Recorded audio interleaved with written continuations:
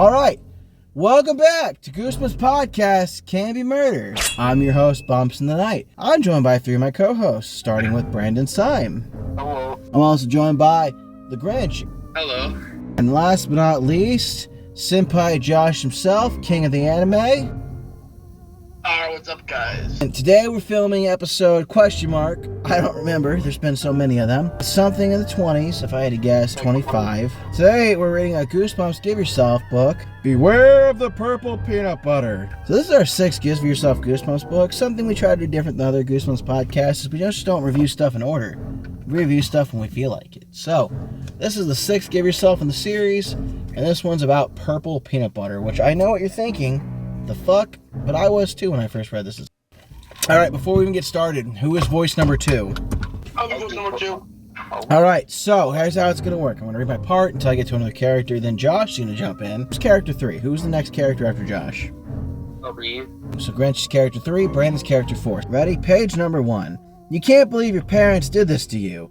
Your mom and your dad are off to Europe on a business trip, so you have to spend summer in Fiskville with Aunt Fiona and Uncle Harvey, which means spending the summer with your cousins, Barney and Dora. Barney is a year older than you and a bully. Dora is a year younger and a whiny pest. Not what you had in mind for your summer vacation. You stare glumly at the car window as your aunt and uncle drive home from the airport. Aunt Fiona turns around in the front seat and beams at you. Barney and Dora can't wait till we bring you home, she squeals. I'll bet you think. Bad news Barney can't wait to pound me into the ground. Dora the drag can't wait to rope me into playing with her dolls. Uncle Harvey pulls the car into the driveway. You stare at the house. It's 2 stories high and run down. The lawn is choked with weeds. Front steps are cracked and crumbling. Not very promising. At least the creepy cousins aren't around, you think. Maybe you can sneak off before they know you're here. A loud bang makes you nearly jump out of your skin. Page number 2. Barney runs out of the front door, letting it slam behind him. You slowly step out of the car. Barney's pudgy face breaks into a mean grin under his thick blonde hair. Even though he's only a year older than you, he's twice your size. While your aunt and uncle unload the car, he punches you in the arm hard. Hi, wimp. He snarls. Dora skips around the side of the house holding her obnoxious orange cat, Puff. Dora's dark hair hangs in 2 long braids over her shoulders. She eyes you with a smirk, then giggles. Puff hisses at you. What a summer, you think. Maybe you can spend the entire vacation upstairs in your room. We've been waiting for you. Barney says. Let's play hide and seek. Oh no, you think. It's starting. It's nice to see you're already having fun. Your uncle and I have to go back to work at the university. I'll take your suitcase upstairs for you. No, really, you protest. I don't mind. No, this is Brandon. He's Uncle Harvey. Nonsense. Uncle Harvey responds. Kids, go on and play. There's just one thing. It's very important. You can play anywhere you want, but don't go in the basement. Stay out of the basement! Sorry.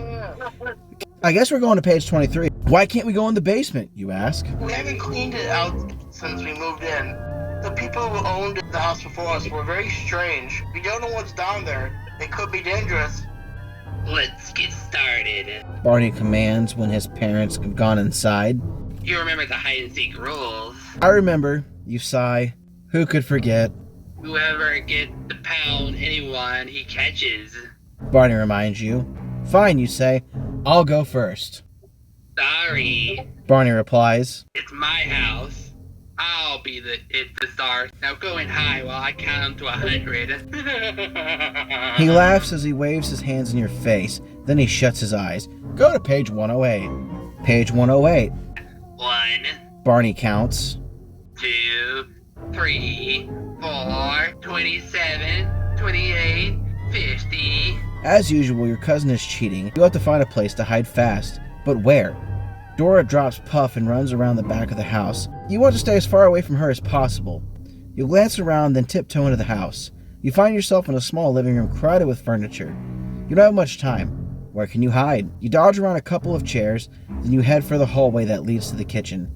70. Barney shouts from outside. 81.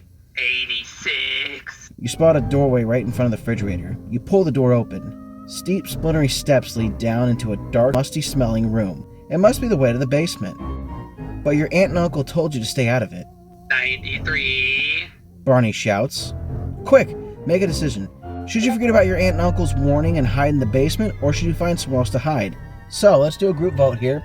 If you creep down to the basement, page 71. If you find another hiding spot, page 47. So let's start with Grinch. 71. Just says the creep down basement turn to page 71. Okay, Brandon, I guess go to the basement. going to page 71. You glance around quickly and make sure no one is watching. Then you push open the basement door and start down. The stairs are old. They creak with every step you take. Cobwebs brush your face. What could be down there? And what's so dangerous, you wonder? You reach the bottom of the stairs. The floor is dusty. It looks as if it hasn't been cleaned in 100 years. Feeble daylight filters through a big filthy window at the back of the room. You start to explore, but there's nothing much to see. Mostly old dust, worn furniture, old couches, old chairs, an old mattress, an old refrigerator, and a stove, both covered with rust and sit in a corner. Nothing dangerous, nothing even interesting, but down here it is better than getting pounded by Barney. Then you sit on one of the old armchairs and wait.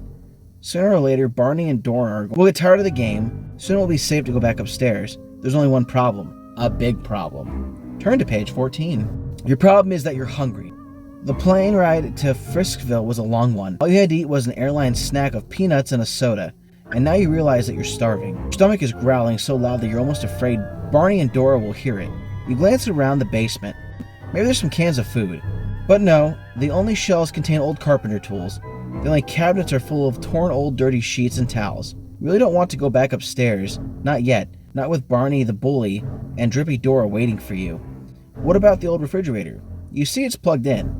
Maybe there's something to eat inside. Trying not to get your hopes up too high, you approach the refrigerator. The door seems stuck, but you pull hard and it pops open. You spot 2 containers way in the back. You bend down to inspect them and gasp. Turn to page 29. Something in the refrigerator smells great. It smells so good your mouth starts watering. You were hungry before, now you're ravenous. Whatever is giving off that smell must be the best tasting food in the world. You pull out 2 containers and examine them. One is a small jar. At the bottom of the jar is a glop of disgusting looking purple goop.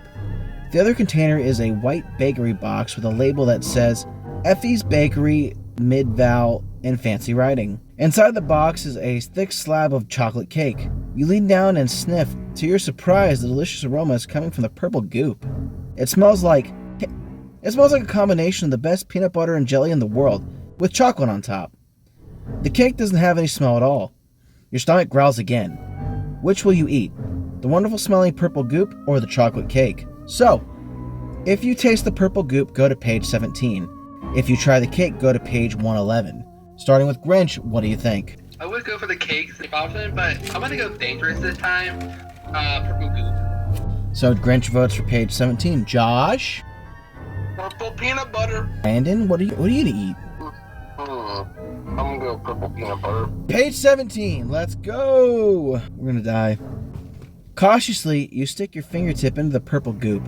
It feels soft and goopy, like peanut butter. You stick out your tongue and you take a teeny tiny taste. Awesome flavor. It's purple and slimy, but this weird peanut buttery goo tastes like a combination of every delicious dessert you've ever had in your life. You lick the rest of the purple goop off your finger, then you stick your finger back in the jar. You can't believe how yummy this tastes. You wish the whole jar were full of purple paste. Unfortunately, there wasn't very much, and soon the jar is empty. But you're not hungry anymore. In fact, you feel great. You shut the refrigerator door, and you flop back down on the armchair. A moment later, you hear a loud thump at the top of the stairs. You glance up.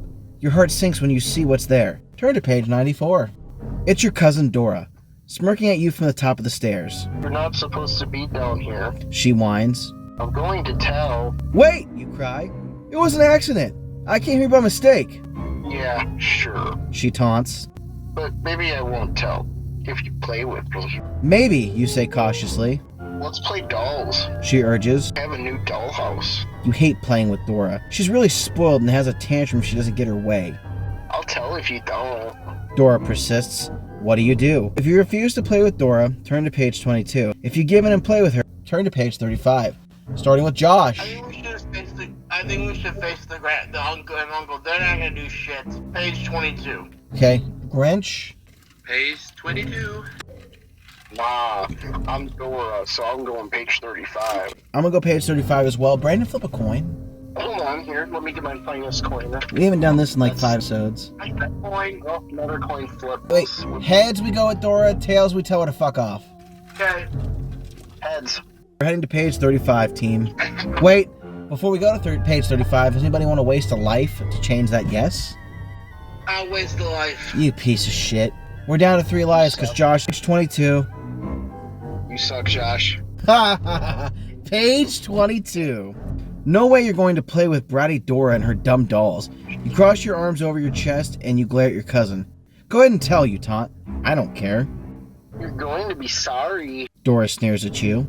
Then she disappears. You can hear her calling Barney. Great, you think. I'm going to get pounded. You can hear footsteps approaching. Your eyes dart around for a place to hide. You fling open the refrigerator and climb inside. The door swings shut behind you. No one down here. Barney growls. But, Barney, I tell you. From your cramped hiding place, you can tell Dora is bewildered. You hear them clamber back upstairs. Fooled you, you gloat. But the joke's on you. When you try to open the door, it won't budge. You throw all of your weight against it. Nothing. You realize you are stuck inside the refrigerator, and you're running out of air. Frantically, you pound and shout, "Help!" No one hears you. It will be hours before Uncle Harvey and Aunt Fiona come home from work. Barney and Dora are probably playing outside. As you gasp your final breath, you realize even playing with Dora would have been better than this terrible fate. And Oh my. Josh, you killed us! You son of a bitch! I like to play on the challenge. We have 2 lives now. Back to page 94. We're going to play with Dora. We don't have a choice. We're heading to page 35. You figure out it's too early in your visit to get in trouble. All right. Where's your dollhouse, you ask Dora. Out on the porch. Your cousin answers. Follow me. You start to follow Dora up the stairs when suddenly you have to stop. The strangest sensation comes over you. Your toes and fingers tingle. Little pink dots swim before your eyes. Come on. Dora whines from the top of the stairs. You said you'd play. You shake your head and everything is back to normal again. That was weird, you think. Maybe you just stood up too fast. Dora stomps her foot impatiently. Do I have to sick Barney on you? She warns. I'm coming. You bound up the stairs. You feel a little tired. Those stairs must be steeper than they look. You follow Dora out to the porch and sit beside her in front of her dollhouse. You have to admit, the dollhouse is pretty cool. It's 3 stories high and filled with miniature furniture. There's even a tiny piano and a little guitar. You reach into the dollhouse and move a chair. As you do, you notice Dora's eyes open wide in surprise. Turn to page 102. What's wrong? You ask Dora. Why is your watch like that? She asked, pointing at your wrist. You glance where Dora is pointing and notice your watch is hanging loose from your wrist. That's strange, you murmur. That watch must have stretched. It's metal. Dora points out. How could it stretch? Didn't it fit when you got here? I guess so, you mumble. That's a good question, you realize. One you don't have an answer for. Now you notice something else. At first when you came here, you were 3 inches taller than Dora. Sitting beside her now, you seem to be the same height. How could that be possible? Turn to page 78. There's got to be a logical explanation. Maybe you didn't notice how much Dora has grown. Maybe you're losing weight. Maybe you're just imagining things. You're looking awfully thin, dear. Aunt Fiona tells you at supper that night. Have some more mashed potatoes. Yeah, wimp. Barry grins. Eat some of my food while you're at it. When his mother isn't looking, he dumps his broccoli on your plate. You ignore Barney because you've just noticed something disturbing. The table seems a lot higher than it used to be. Something really bizarre is happening to you. I'll feel better after a good night's sleep, you think. That night you have weird dreams about pink dots and tingling toes, and the next morning when you climb out of bed, your pajama bottoms fall off of your body onto the floor. Whoa, Arlstein, what are you doing? What the heck? What is happening, you wonder in a panic. You pick up your pajama bottoms and examine them. They're exactly the same as they were last night. Of course they are, because you now know what the problem is. Your pajamas haven't gotten bigger, Dora hasn't grown, and your watch hasn't stretched. You have shrunk. Turn to page 50. You run to the bathroom. The mirror is even higher than it was last night. You have to stand on a stool to peer into it. It's true. You look the same, but you're definitely smaller. Getting dressed, you notice none of your clean clothes fit. They're much too big, except the jeans and t-shirt you wore yesterday. They're smaller too. Whatever made you shrink also made them shrink. But what was it? Yesterday, you mutter. You pace around the room trying to remember everything you did in the last 24 hours. You're so freaked out, it's hard to concentrate. Okay, you say to yourself. Try calming down. I've been on airplanes before. I've never shrunk. I've had my aunt's cooking before. It's not what I ate for dinner. Suddenly you snap your fingers. You figured it out. The purple peanut butter. You never had anything like that before. In fact, you're not even sure what that purple goop was. You better find out. And fast. You race downstairs straight to the basement. But when you yank open the basement door, your heart stops. Turn to page 100. It's gone! The refrigerator has disappeared. In fact, all the furniture in the basement is gone. Everything. The basement is completely empty. You rush to the kitchen. Your aunt is just leaving the house to go to work at the university. Aunt Fiona, you cry. Where's the refrigerator that was in the basement? She frowns. Dora told me you were playing down there yesterday, she replies. That rat. You play with her stupid dollhouse, then she told on you. Don't worry. I had all the furniture hauled to the dump earlier this morning. But you start to protest. Those old things were dirty and dangerous. Now it's safe for you kids to play down there whenever you want. She gives you a quick kiss and then leaves before you can ask more questions. You stare at her in shock. You're in big trouble. Or rather, small trouble. You're shrinking. What if you grow so small you disappear? If you think you can find the refrigerator at the dump, hurry to page 24. If you think you should see a doctor, run to page 120. Starting with Grinch, what do we do? Go to the dump, because I don't think a doctor would figure out what's wrong with you. Yeah, Okay. Page 24. Okay, Josh votes. Before I even asked him, let's go with Brandon's choice. Brandon, what would you do? I'd say go to the dump. Alright, page 24. Here we go. You decide to find the refrigerator. You need to get that jar. There may be a label on it that can tell you what to do, or at least the purple peanut butter is. You race to the front door. You come to a sudden stop, slapping your hand on your forehead. You forgot. You don't know where the dump is, or how to get there. Great. Your only hope is Barney. You decide polite. You'll even beg. You search the house for Barney. You find him in the den, lying on the floor watching TV. Hi, Barney, you say sweetly. He grunts. He doesn't even glance at you. Barney. Keep it down, will you? He growls. He's watching King Kong, probably identifying with the ape you figure. Barney, please, you repeat. I need to... Will you shut up? Barney snaps. His eyes are still glued to the screen. Those weird pink dots are dancing in front of your eyes again. As soon as the tingling in your toes and fingers stop, you realize you shrunk a few more inches. Now your head is level with the arm of the couch. When is this shrinking going to end? Are you going to shrink down to nothing? Turn to page 81. You have to get to the dump, and you have to get there now. Barney is your only hope. Please, Barney, I have to. What part of setup don't you understand? Barney demands. I'm trying to watch TV. Do I have to teach you a lesson? As he pulls himself up off the floor, you realize you're so little, he towers over you. Maybe this was a bad idea. I'll see you later, you say, and you start to back out of the room. But Barney means business. You've seen the nasty expression on his face before. It means he's really mad. And when Barney is mad, watch out. Quick, where can you hide from your cousin? Dash into the kitchen and hide on the cupboard on page 13, or find a hiding spot outdoors on page 93. Brandon, what do you want to do first? I'm gonna say do the cupboard. Okay, Grinch, Cupboard. Josh. Outdoors. I'm gonna go with cupboard, so we're going to page 13. You quickly sprint towards the kitchen. Barney lunges for you. Clumsily, he trips over his own feet and falls on the floor. Without stopping, you yank open one of the lower cupboard doors and wiggle inside. You're so small now that you easily slip in among the pots and pans. Barney will never find you here. You hear him stomping into the kitchen just as you pull the cupboard door shut. Where are you? He demands. You can't hide from me forever. Want to bet, you think? You hear him open the door to the pantry and slam it shut. Luckily, he never got a good look at you. He has no idea that you are small enough to fit inside this cupboard. Whip. Barney howls.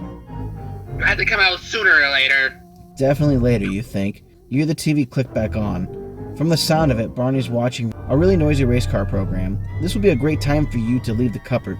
No way, he'll hear you climb out. Smiling, you prepare to climb out of the cupboard, but then a weird and familiar feeling comes over you. Turn to page 72. Page 72. Those annoying pink dots. That creepy tingling on your fingers and toes. You're still shrinking. Now when you try to open the cupboard door, you find it's much too heavy for you. You're not sure how small you've become. The pots and pans now seem as big as cars. What can you do? If you don't leave the cupboard, you'll never be able to find the refrigerator and return to your true size. At this rate, you will have shrunk down to nothing before lunch. Help! You squeak. Help! Even if you were normal size, you realize no one would be able to hear you with the racket coming from the TV. Luckily, it's not totally dark in the cupboard. But why not? You glance around and you notice something you hadn't seen before. In the back of the cupboard, you spot a small hole. Pale light is streaming through it. Maybe you can escape through the hole. You crawl over a pile of pan lids towards the hole. You almost reach it when you hear a hideous scratching sound. A moment later, a huge furry head begins to push through the hole. Yikes, what is it? Turn to page 127. You watch as the huge beast climbs through the hole toward you. Its face is covered with hair. Its long pointed snout and huge yellow teeth opens its mouth and lets out a loud squeak!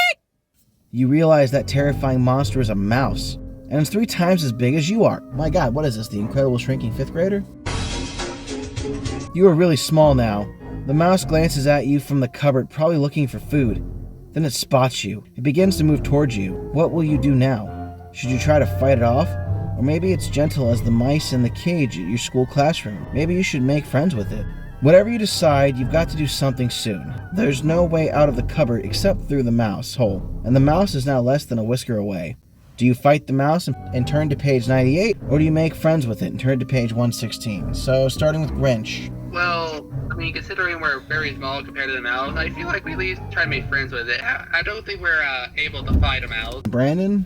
I'm gonna be honest with you, masculinity says fight the gosh darn mouse. Brandon votes for a fight, turning to page 98. Josh! Fight the mouse! Josh votes for fight. I'm also gonna go for fight because Mama didn't raise no bitch. Page 98, punch that snoot. You decide to fight the mouse. It's headed straight towards you. It looks mean and hungry, but it's too big. You need a weapon. You glance around desperately. You spot a box of utensils hanging on the side of the cupboard door. Inside the box are some pins for holding in corn on the cob. On one end of each pin is sharp. The other end is plastic handle. You grab one of the pins by the handle. It's as big as a sword to you. Then you turn to face the mouse. It approaches, baring its ugly yellow teeth. It lunges at you. You lunge back, holding the pin like a sword. The mouse easily dodges the pin. It reaches out a clawed paw and rakes your arm. You cry out in pain and thrust back with the pin. The two of you seem well matched, so well that the only way to determine the outcome of this duel is between human and beast is by chance. Count the numbers in your first name. If you have an even amount of numbers, turn to page 25. If you have an odd amount of numbers, turn to page 88. I'm even. Brandon's odd. Josh, even. Grinch, count your real name and let us know what you are. You're odd. You're odd. Okay, Brandon, you're gonna flip a coin. Heads, even, tails, odd. Go from there. Tails. Okay, tails. So we're odd. Odd it is, so we're turning to page 88. There's an odd number of letters in your first name, and you have a new idea for fighting the mouse. You stop dueling the rodent. Instead, you circle around a saucepan. The mouse starts to follow you. You speed up, and there it is. The mouse's tail. Quickly, you grab it and hold on to it. The mouse squeaks in anger and begins to run through the cupboard. You continue to hold on to its tail. And just as you'd hope, the mouse runs towards the front of the cupboard. Its weight and momentum should do the trick. Yep, when it hits the cupboard door, the door pops open. Quickly, you let go of the mouse's tail. You run out of the cupboard and run into the kitchen. You turn around and see the mouse lying on the floor. It must have stunned itself when it hit the cupboard door. It's starting to wake up. There's only one thing to do. What is it? Turn to page 116. You decide to make friends with the mouse. You want it to know you're not a threat. Hello, mousy mouse, you say sweetly. You try not to think about its long yellow teeth. The mouse stops stalking you. It stares at you with its little beady eyes. You think back on all the mice you've seen in school science projects. You know they are curious animals. How can you make it curious instead of hungry?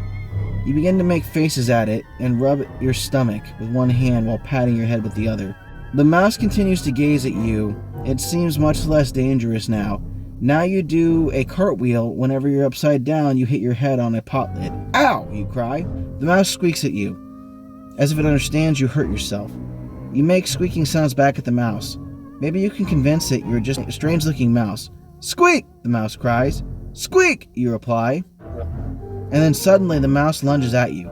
Its mouth is wide open. Have you made a mistake? Did you say something terrible? Mouse squeaks? Turn to page 45. Squeak! The mouse repeats. Then it jumps on you. Hey! You cry. You find yourself buried under mouse fur. The mouse's snout is right in your face, and its breath is hot and sour. Let me go! You yell. The mouse squeaks again, but more quietly, and then it licks your face. Is it getting ready to eat me? You wonder.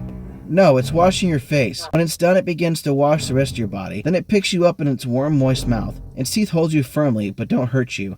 The mouse carries you back to the mouse hole in the crawl space beneath the house.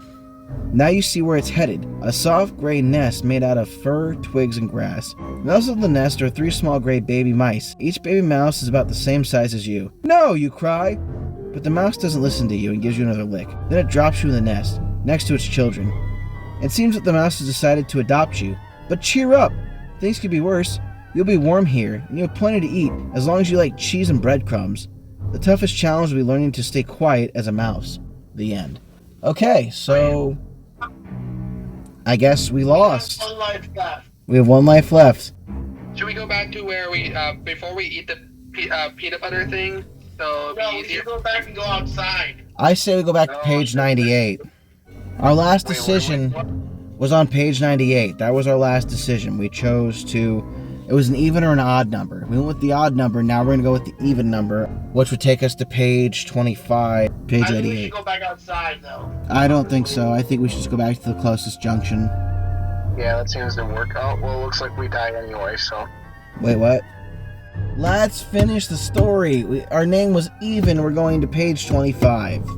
You have an even number of letters in your first name. You continue to duel with the mouse, thrusting your pin at it. You duck while the mouse tries to claw and bite you. Pauses for breath. It's just the break you needed. You jab at the mouse, scratching on the forearm. With a squeak of pain, it turns against you. It's really mad this time. It opens its mouth wide and it snaps at you. You rush at the other side of the cupboard, but the mouse follows you. Your only hope is to try and escape through the mouse hole. You dive through the hole.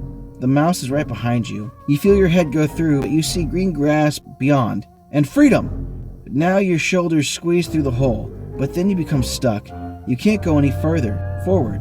You try to wiggle back, but it's no use. The mouse is right behind you. You can feel its hot breath on your legs.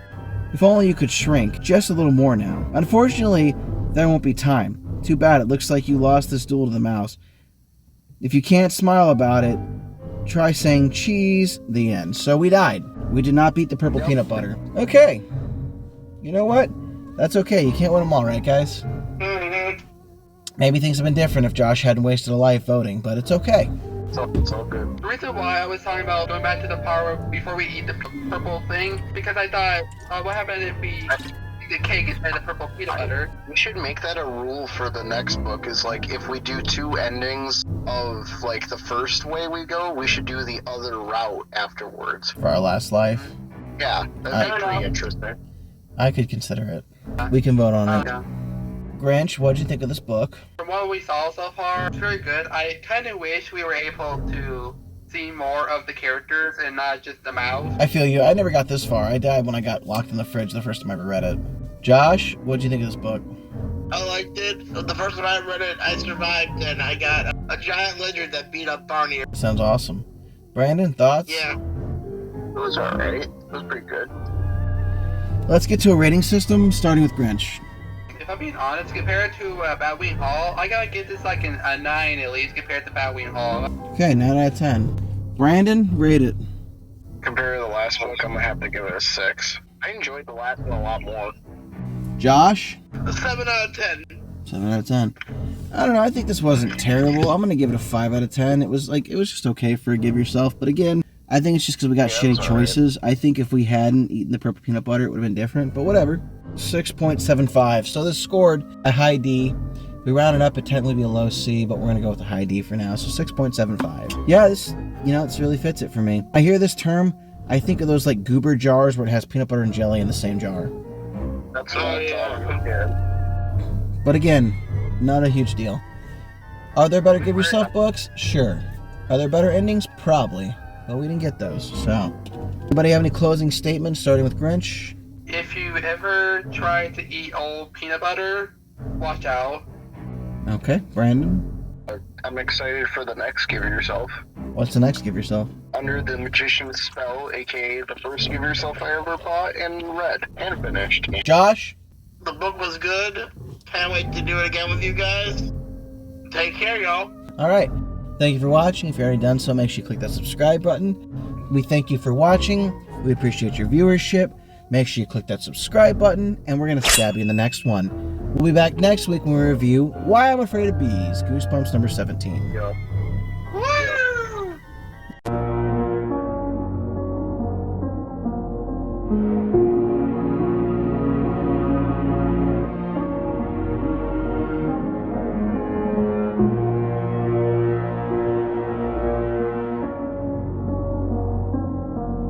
Bye.